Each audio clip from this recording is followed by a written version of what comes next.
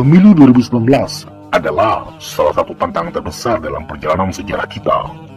Masyarakat terbagi dalam dua pilihan, dua kandidat calon presiden yang bertarung kembali setelah sebelumnya juga bertarung di 2014. Saat itu, isu-isu bertebaran berbasis chauvinisme, suku, agama, dan ras.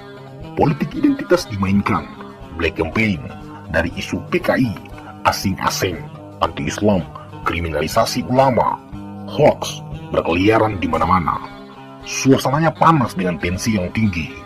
Tetapi pada akhirnya, ketika pemilu selesai, para elit kembali berjabat tangan.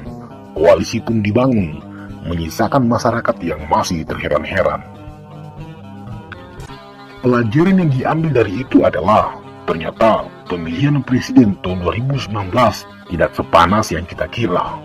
Pilpres bukanlah pertaruhan hidup mati. Indonesia terlalu besar untuk dipecah oleh pilihan politik yang berbeda-beda.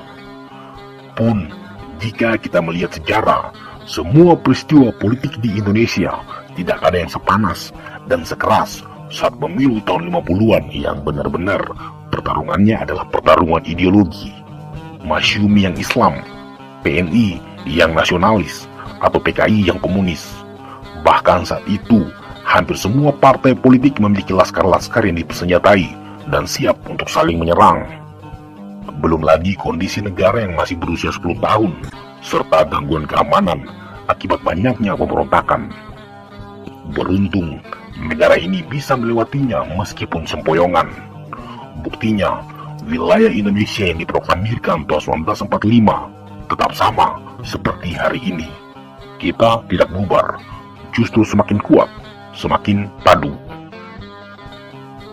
Begitu juga Pilpres 2024 itu hanyalah perhelatan politik biasa.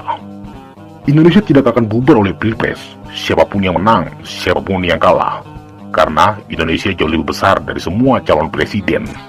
Sejarah Indonesia adalah sejarah perang, sejarah konflik.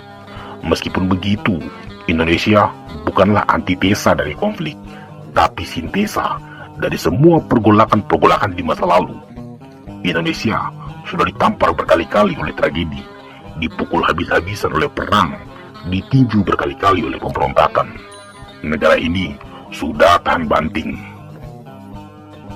Indonesia sudah diuji oleh berbagai peristiwa, pemberontakan, tragedi, kudeta, kerusuhan, dan juga konflik horizontal. Tapi negara ini tidak hancur, malah semakin kuat. Seperti